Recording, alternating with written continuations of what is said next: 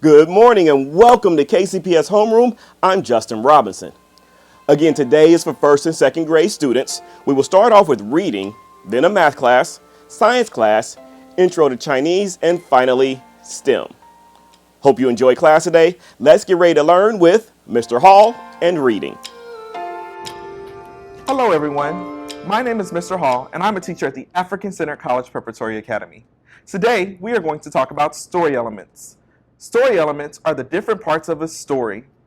We are also going to read the story Buzzy the Bumblebee and identify the characters, which are the people or animals in a story. We're going to examine the setting, which is where the story takes place, and we're going to look at the plot, which is the beginning, middle, and end of a story by retelling it. Let's go ahead and get started. Buzzy the Bumblebee. One sunny day in a beautiful garden, there sat a bumblebee named Buzzy. His stripes were black and yellow, and his coat was rather fuzzy. Look at Buzzy. Buzzy liked to fly like all bumblebees. He danced with the flowers and swayed with the breeze.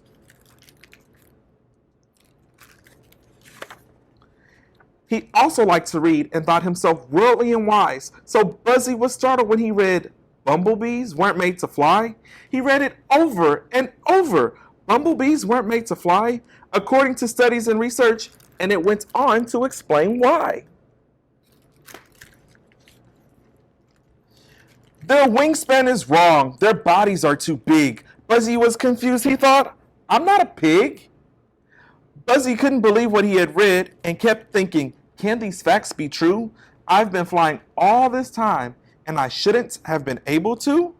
He tried to make his wings work by pumping with all of his might, but the words he had read were stuck in his head and now something just wasn't right.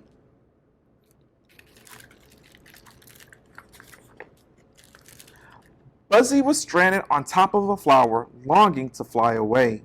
His heart still knew how, but his head had forgotten the way. Buzzy was scared.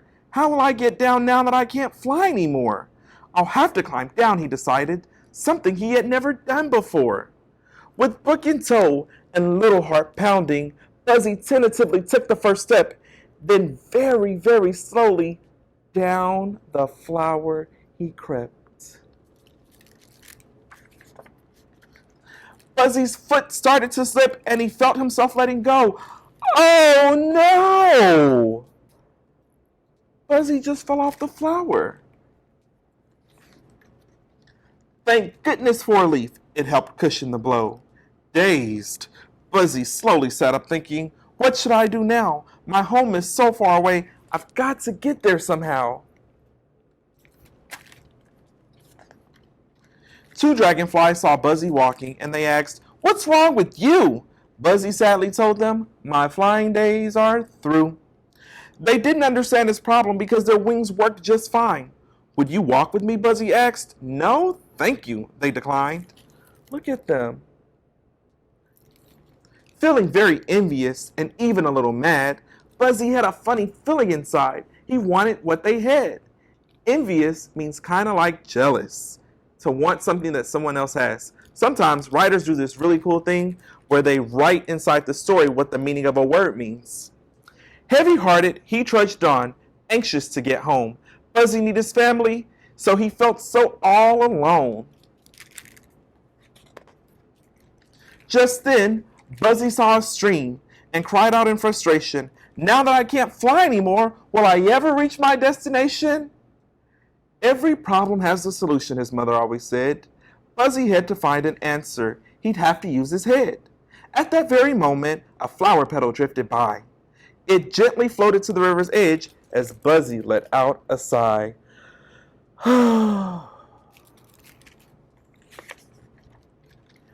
Buzzy had an idea. I need something that will float. Looking at the petal in the water, he thought, that could be my boat. He picked up the blue jay's feather and cautiously pushed himself out. When Buzzy realized the petal would work, he gave a joyful shout. As he safely reached the other side, Buzzy was filled with relief.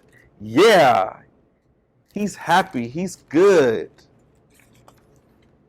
That is, until he saw the tall, tall grass and was suddenly overcome with grief.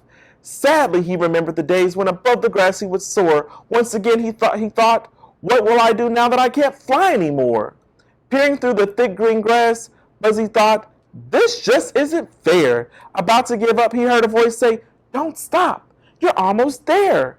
He looked up to see where it came from, but his eyes only met the sun. Mustering all the energy he had left, Buzzy began to run. Buzzy burst through the door with a tear in his eye. Mom and Dad, why didn't you tell me bumblebees weren't made to fly? Why, Buzzy, they said, you certainly can fly. Until now, that is. And do you know why?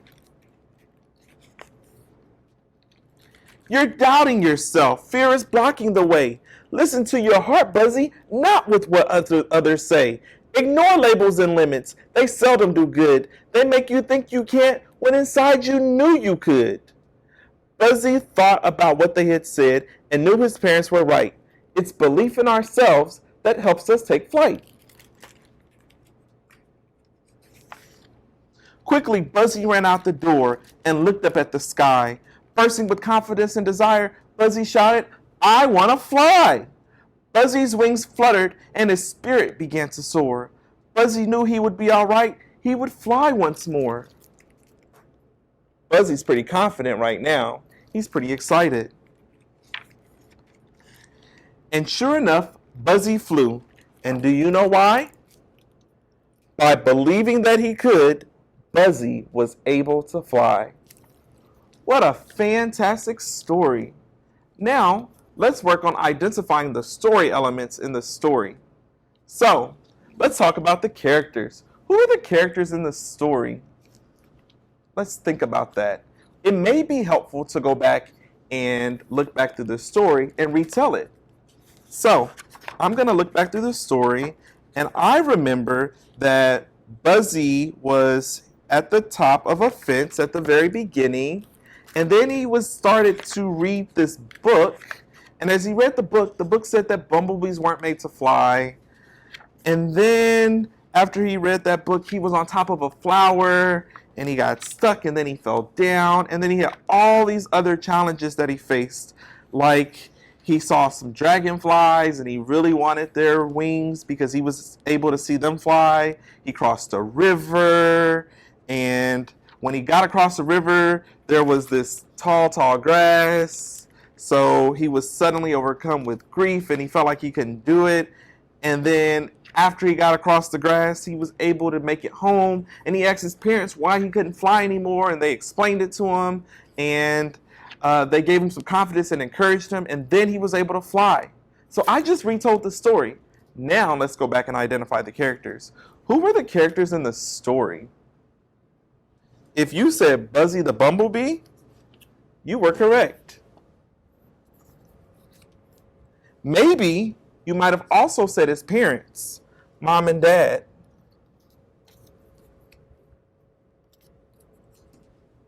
Let's talk a little bit about the setting.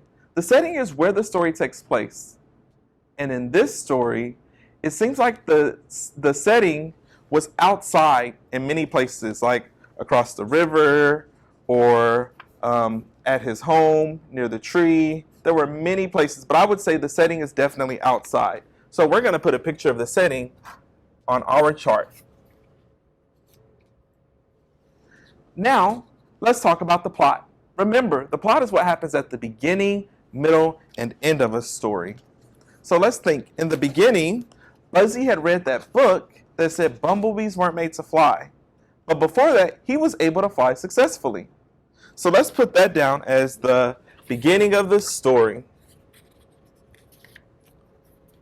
Buzzy was able to fly at the beginning, but then he read that book and he wasn't able to fly anymore. Now let's talk about what happened in the middle of the story. In the middle of the story, I can honestly say that Buzzy had so many challenges. There was the tall grass, there was the flower, there was the dragonflies. It was just so much going on. So it was very, very hard for him. He wasn't flying, he was walking. So that's what happened in the middle of the story. Let's put that there. And at the end of the story, Buzzy learned to believe in himself. He was able to reconnect with his parents, and they told him to believe in himself, and he was able to fly. So he got the confidence that he needed to move on.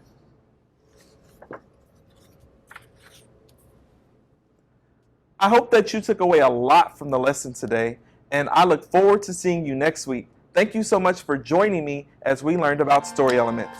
Have a great week. Hello, my name is Mrs. Overish, and this is Math Mania for 1st and 2nd graders. I am so glad you are here today. Let's learn something new in math.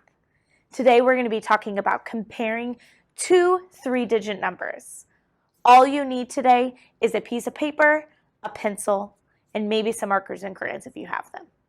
All right, let's get started. First, we talk about our I can statement.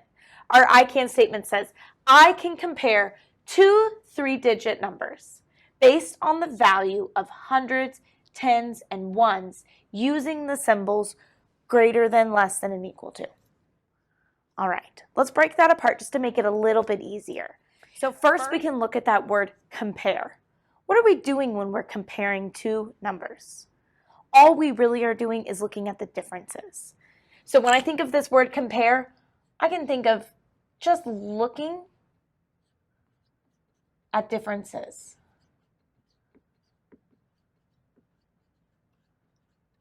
Then I can go on.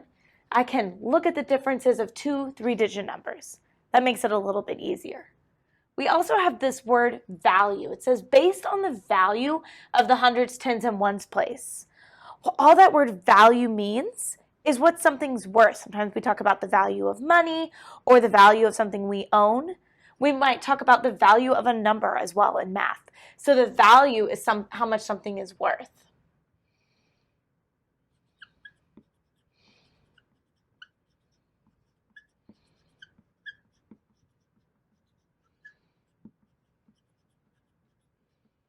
Then we also have our word symbols. We're going to be using those greater than, less than, and equal to symbols today. But what does that word mean?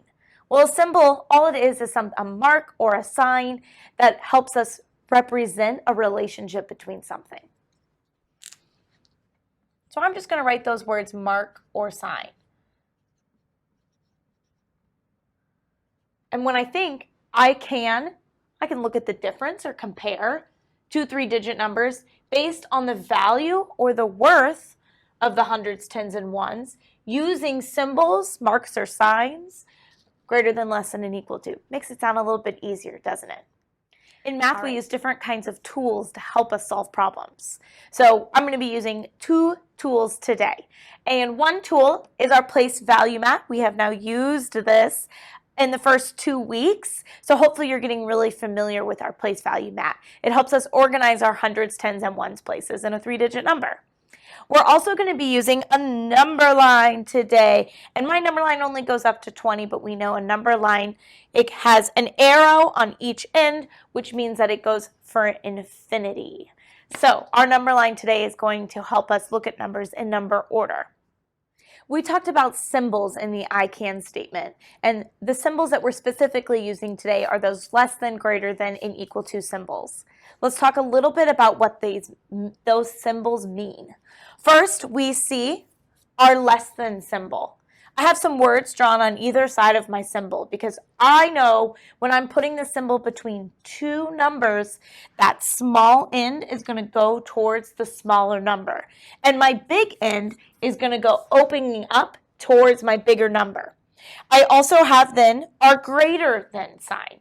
Our greater than sign is just the less than sign flipped towards the bigger number. So when I'm reading it as a sentence, it all depends on if the bigger number or the smaller number comes first, on which symbol I'm going to use.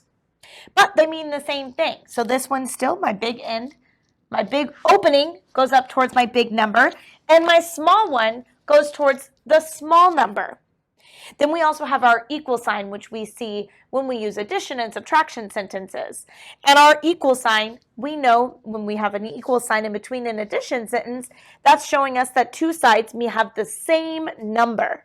So our equal sign is going to show us the exact same thing when we're comparing two 3-digit numbers. On the board, I have 583 and 532. Let's put them in our place value mat to help us. I see 583, so I know a 5 is going to go in my hundreds place. Then we have 80. I know 80 also means 8 tens, so I can put an 8 in my tens place, and 3 for 3 ones. I'm going to do the same thing with my next number. 530, or 3 tens, and 2. So now that I have both my numbers in my place value mat, I'm going to go from my hundreds place to smaller to see which one is bigger. Well, first I start with a 5 in the hundreds place for both numbers. I don't even know if I can really stack these guys up. But if they're equal, that means I need to now look at the tens place. So when I look at my tens place, I see I have an 8 and a 3. So I have an 8 and the 3. Which number is bigger? You're right. Our 8 is bigger. When I think of 8 or 8 tens being 80, I know that 80 is going to be bigger than my 3 tens or 30. So now I know 583 is the bigger number. But what am I going to do? I need to draw my symbol that the big side opens up to my big number. So I draw my symbol opening up to 583. And now when I read it, I can read it as 583 is greater than 532. Now we're going to practice this all together. And we're going to do this by making a comparing numbers book. So what you're going to need are your 2 pieces of paper. And we're just going to fold them like we were making a book. Boop. And I'm going to do my best to line up my corners before I crease. And I crease it. Now, if you have a stapler at home, you could put a little staple in this to keep your 2 pages together. If you had a little piece of tape, you could even put a little piece of tape on the corner just to keep your book together. Or when you're finished with it, you can put it in a folder or keep it somewhere safe so all your pages stay neat and nice. Once you're done folding it, I want you to give it a title. I created the title Comparing Numbers.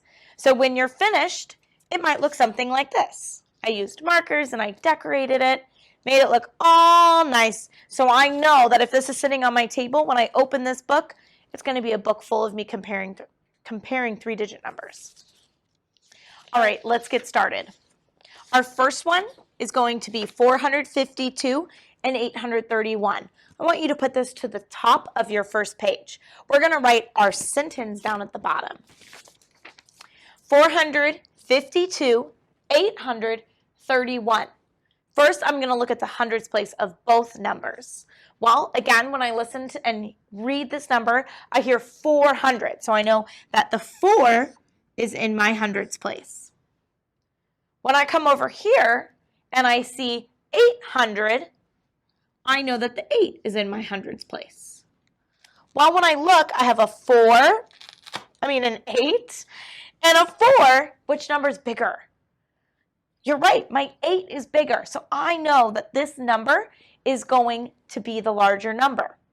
So which symbol am I going to put inside? Well, I'm going to have my symbol open up to my bigger number. So I have my symbol open up to 831.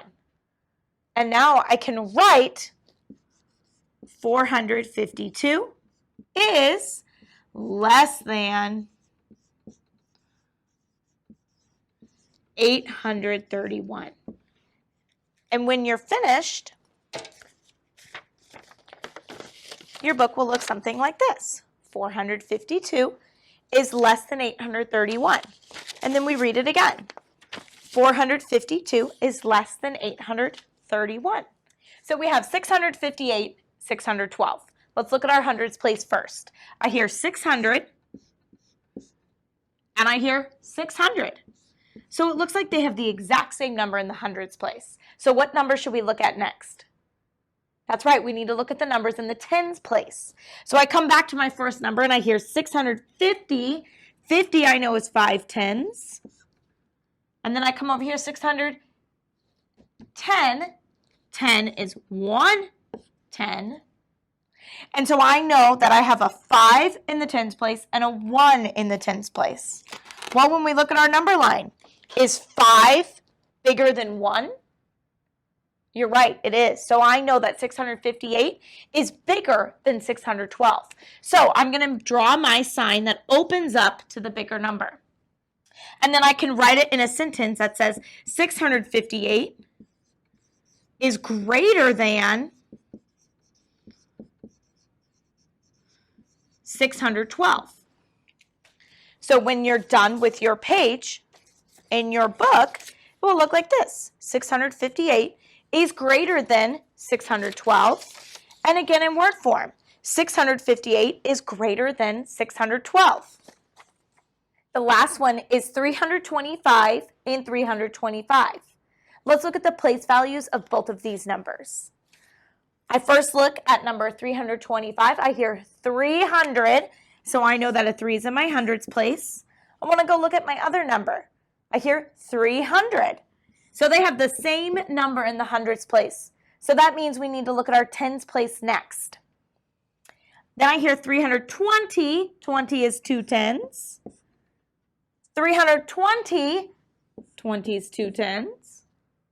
And then 325. So I have a 5 in my ones place. 325, a 5 in my ones place. So that means my numbers are exactly the same. They have the same digit in each spot. So what symbol do I need to put?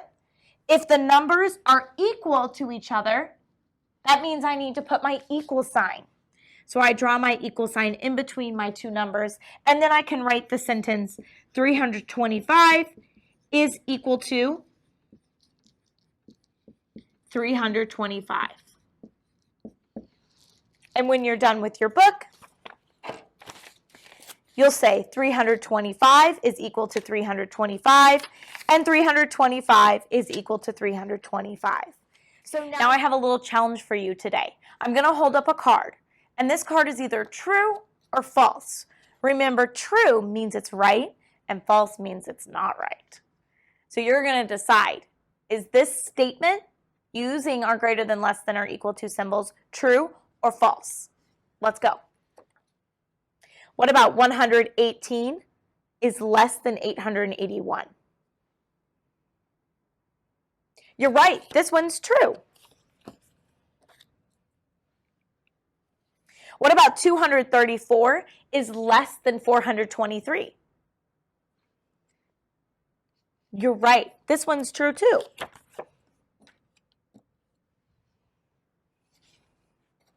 What about 79 is greater than 97?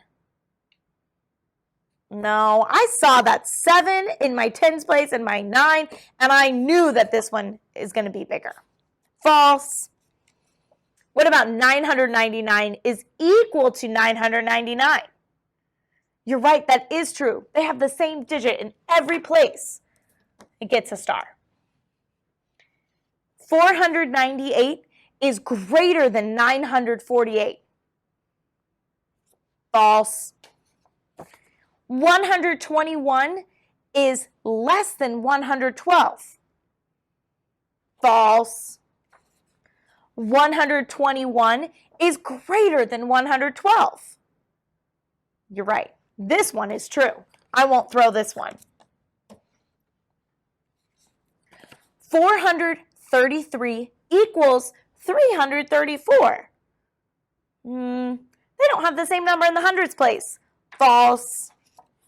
What about 238 is less than 147? False. Then we have 868 is greater than 369. You're right, this one's true. And our last one is 555 is less than 644.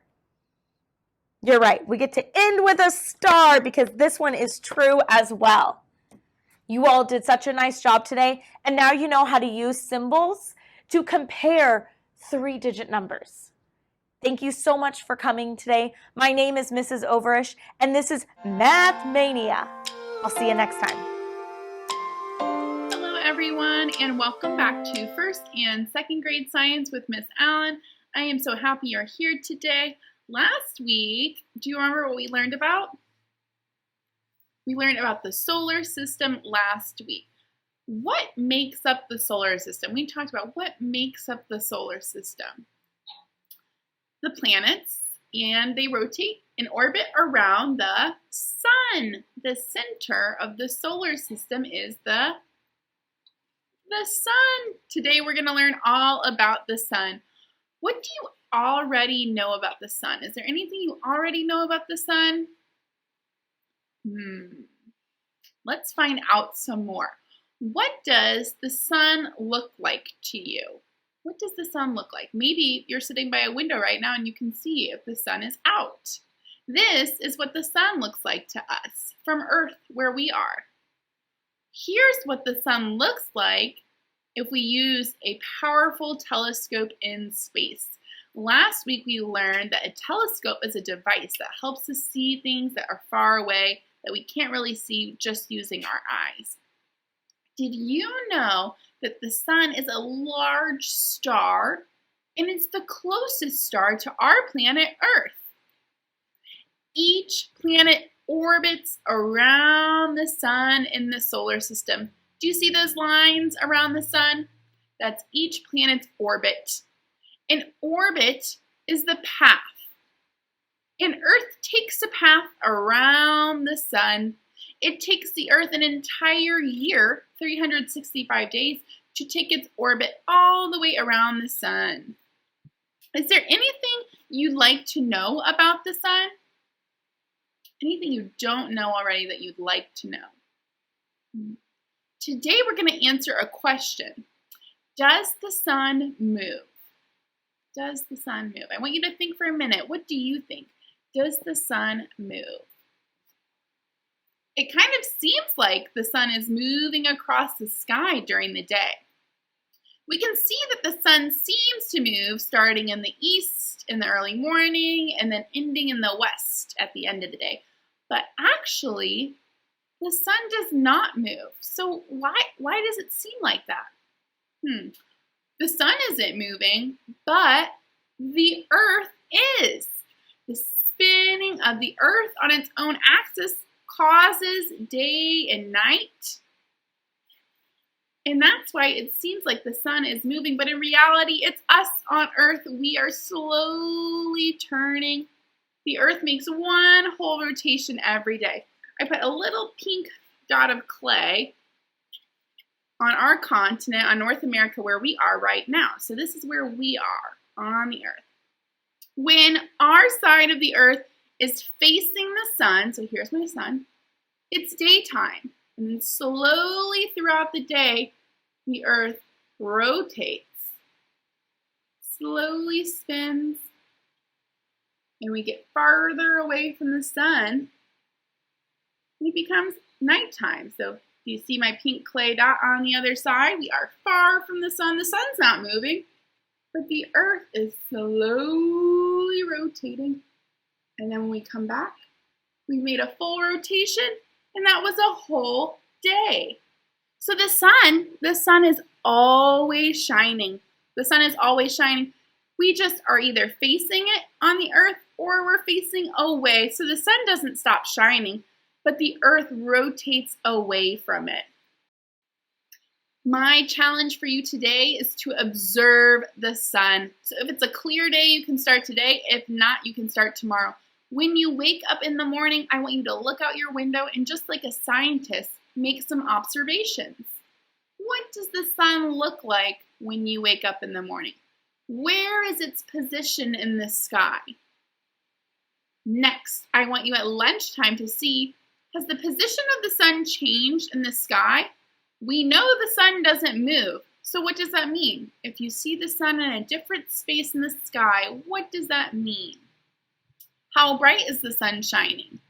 And then at dinner time, after you finish dinner, before you get ready for bed, I want you to check, where's the sun in the sky? What's the position of the sun like? How bright is it shining? Make some observations, take some notes. If you have a device at home that you can use to take pictures, such as an iPod or an iPad, you can stand in the same space 3 times during the day and take a picture of the sky to observe what changes about the sky and the sun over the day. So I have one last option for you if you'd like to try an extension in our learning about the sun. I have created a sundial using a cardboard box piece, a paper towel roll, a ruler, tape, and a marker. That's all you need, and then a space outdoors where you can set your sundial.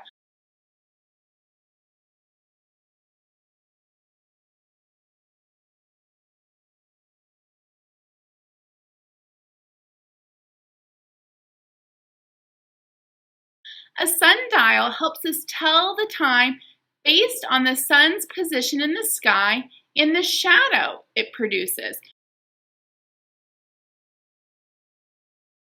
So what I did is that I taped my paper towel roll to my box. I'm going to place it outside, and every hour or two, if you don't have time to do every hour, I'm going to go out and check what does the shadow look like that the sun casts on my paper towel roll. So there's going to be a shadow somewhere in my box. I'm going to take my ruler, I'm going to line it up to the shadow. I hope my roll doesn't fall off. I'm going to draw a line through the shadow using my ruler, and I'm going to write the time. 8 a.m., 9 a.m., 10 a.m., and you can do this as many times as you'd like during the day to see how does the sun's position and the shadow change throughout the day. So you can create your own sundial. Before we say goodbye, I'd like to teach you one of my favorite songs about the sun. Oh, Mr. Sun, Sun, Mr. Golden Sun, please shine down on me. Oh, Mr. Sun, Sun, Mr. Golden Sun, hiding behind a tree. These little children are asking you to please come out so we can play with you. Oh, Mr. Sun, Sun, Mr. Golden Sun, please shine down on me. Thank you for joining me this week as we learn all about the sun. Next week we'll be back and we will be learning about the moon. Hello, welcome to our Chinese class. 欢迎学汉语. My name is Qin Yang, and this is the Chinese lesson for grade 1 and grade 2 students, also for beginners in learning Chinese. Today, we are going to learn how to say and use Chinese numbers 1 to 10. What you will need today is a notebook and a pencil if you need to take notes. Okay, let's get ready to learn. 请听我说，请听我说。一，二，三，一，二，三。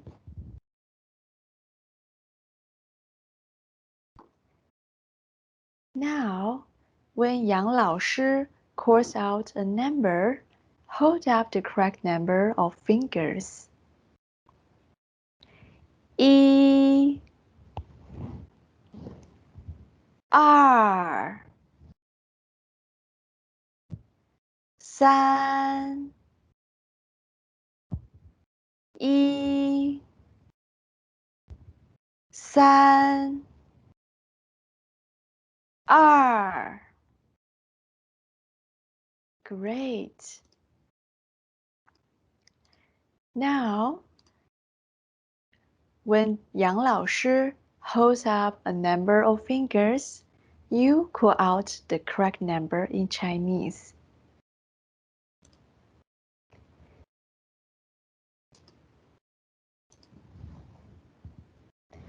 一，二，三，二一三 Very good. Now let's do a pair work activity. You say a number out loud. Your parent hold up appropriate number of fingers. Then you trade roles. You also can do with Miss Yang.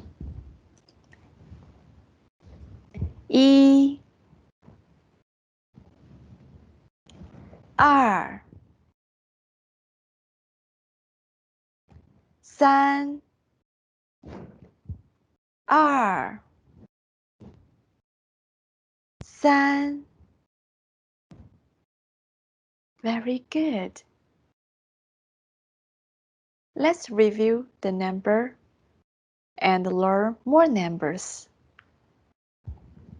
Pay attention my gesture when I say the number. 一二三四五六七 Okay, let's review the number 1 to 7. 一二三四五六七 Very good. Let's say together. 一二三三二一一二三四五六七四五六五六七七六五四三二一 Let's clap and say again. 一二三三二一一二三四五六七四五六五六七七六五四三二一 Very good.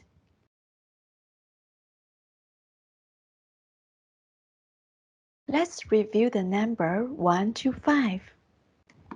一二三四五 One more time. 一二三四五 Let's see the pictures. 一个苹果一二个苹果一二三个苹果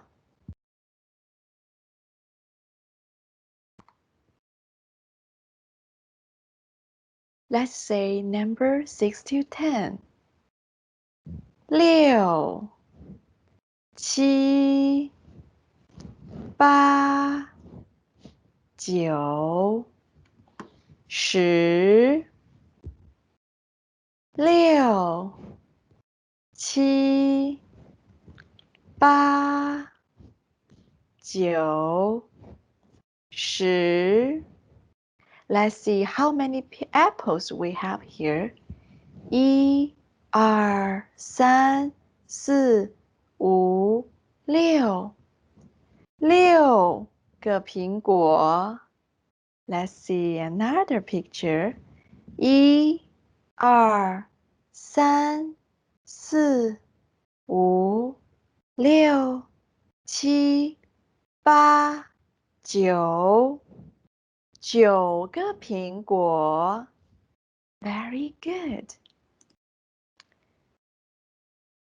Let's review the gestures when we say the number. Please do with Yang 老师 When we say the number, use your hand to make gestures. 1、2、3、4、5。Let's do one more time. 1、2、3、4、5。Very good. Now, let's say the number and use our hand to make gestures. 6、7、8、9、10。Let's do one more time. 6、7、8、9、10。Great. Now, please tell me, this is number 7, 7. This is number 6, 6. This is number 8, 8. This is number 9, 9. Very good. Now, let's find the neighbors. What's the neighbor? Who is the neighbor for 1 and 3?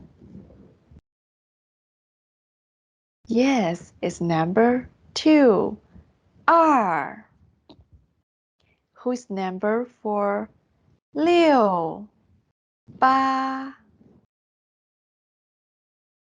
对, it's number 7, 7.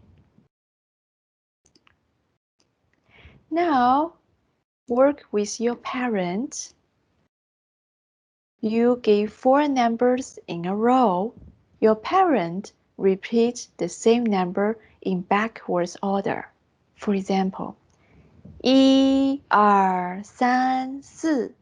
Then your parent said backward. 4、3、2、1.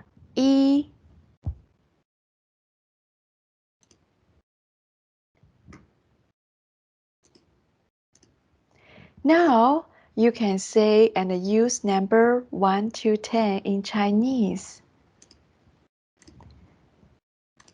The assignment for today, practice, say, and use the numbers we have just learned with your parent. 1、2、3、4、5、6、7、8、9、10. That concludes our lesson for today. It has been my pleasure having you in this class. My name is Jin Yang. See you next week. 再见. Hotep Scholars, I am Professor Horton and welcome to STEM for 2nd grade. Last week, we talked all about Angelina, Milo, and Susie's problem with melting popsicles. We explored ways to solve their problem by looking for additional information such as the temperature outside, the size and the shape of the popsicles. And this week, we're going to explore more ways to solve this problem with what is called the design process. So engineers use the design process to solve everyday problems. And when you use the design process, you start out by asking yourself a question. So for example, we asked questions about the temperature outside. We ask questions about the size and shape of the popsicles. And then you explore ways to solve your problem. After you explore these ways to solve your problem, you begin to, you'll narrow down some of these solutions and you'll model them. Once you model your solutions, you will evaluate what you have come up with. in the evaluation phase. So that means you'll test them out, and then you will explain what you have created to your peers. A lot of the times, in order to perfect your product, you will go back through this design process to solve any issues that you had or came up with along the way. So today, before we look further into this design process, let's take a look at some scholars your age that used this design process to solve some of their everyday problems. Let's start out with Mo Bose, Mr. Mosiah Bridges.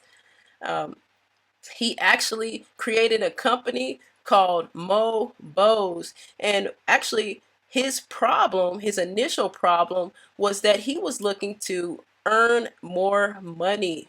And so what he did was he teamed up with his grandmother, who was a retired seamstress at the time, and they came up with a bow tie company.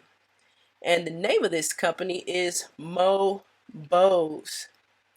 So let me go ahead and first of all get out of the way so that we can see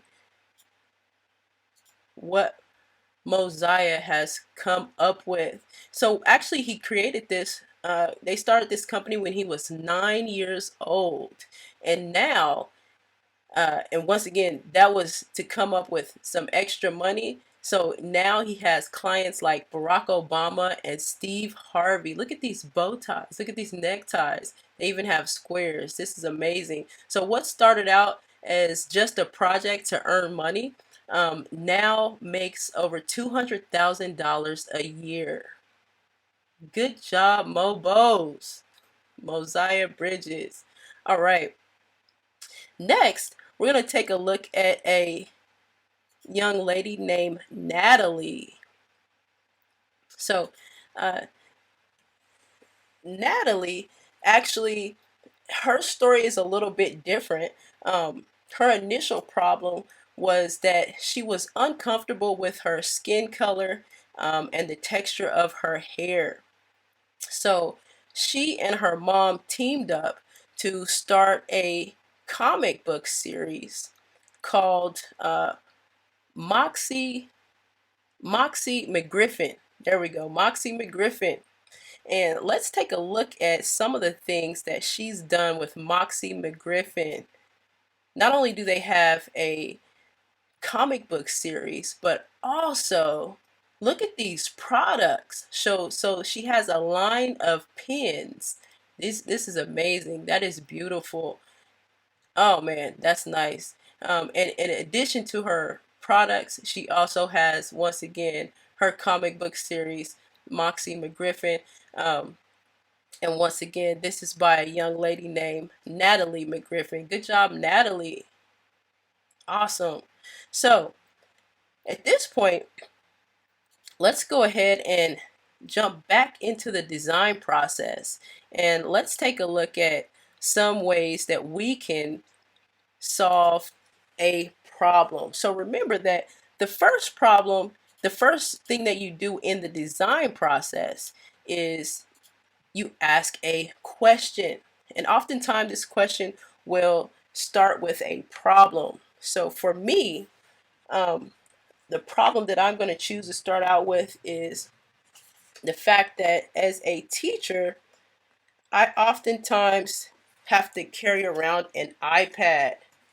And in the classroom, this becomes kind of cumbersome. That means this becomes a big job for me. I never want to drop the iPad, but I have to use it a lot. I use a stylus, and I might be controlling my laptop or something in front of the classroom, but I'm still walking with the iPad. So I'm trying to figure out a way that I can solve this problem of not wanting to drop the iPad. So I don't want to drop the iPad. And let's see if we can come up with a solution, or the start of a solution to this problem. And then I'll give you the opportunity to solve your own problem. So let's take a look at this. Let's start out looking at the shape of the iPad. So it's shaped something like this. And I'll go ahead and fill it in as well. There we go. And I know that I don't want to drop it, so maybe I can do something like make an addition to the iPad. I can add something onto probably the back of it, and I'm thinking that it'll look something like a glove, so that when I'm walking around the room, I can keep my hand in the glove. Oh man. I can keep my hand in the glove and I can still use my iPad without having to worry about dropping the glove. So this is my exploration of a solution to my problem. I want you to take your launch log and see if you can first come up with a problem and then sketch out something that you think that you can use to solve your problem. All right, and we will talk more about the design process next week. Until then, have a good day. Thank you, Ms. Horton, and thank you to all the other classroom teachers today. They all will be back next Tuesday with lessons targeted again for our 1st and 2nd grade students. Tune in tomorrow, Wednesday, where we'll have lessons for grades 3 and 4. Thank you for joining us today. Have a great day, and remember, continue learning throughout the day.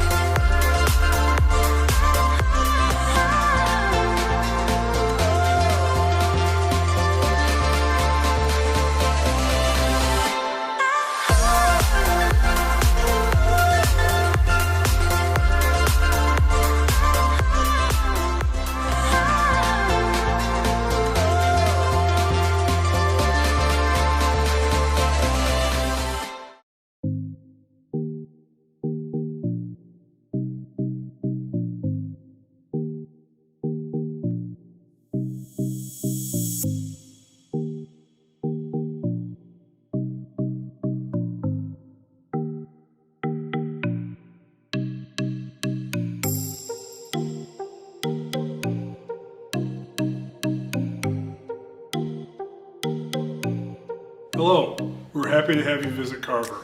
We are a dual language school where our students become truly bilingual and biliterate.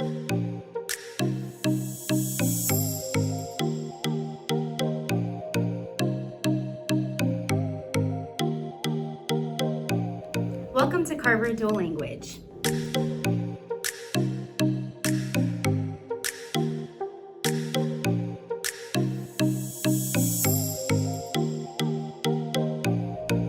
Hola, bienvenido al primer grado en Carver. Welcome to first grade in Carver. In kindergarten and first grade, all students learn to read and write in Spanish.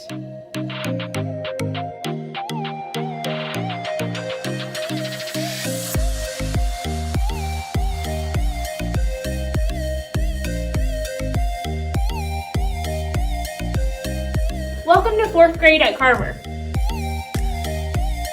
In 4th grade, our students have the opportunity to join our robotics team.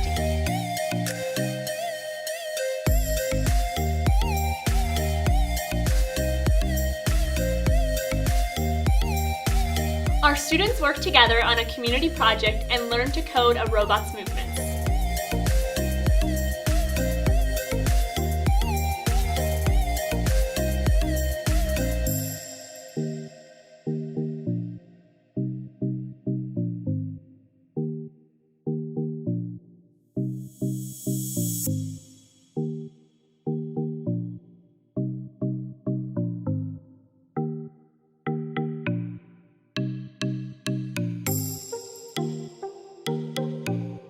By 6th grade, Carver students are truly bilingual and biliterate. Students can fluently speak, read, and write in both Spanish and English. Carver students move on to much success in middle school, high school, and beyond.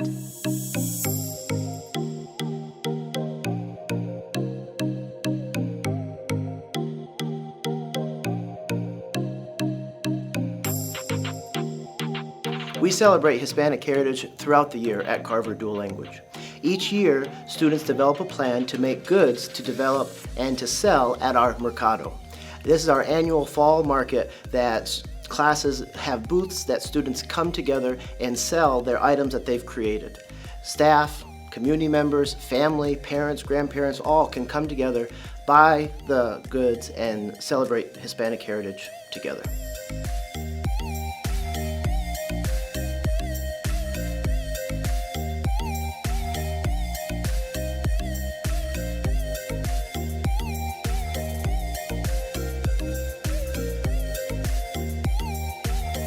In Carver, we have an involved PTA where parents and families can be part of our school community.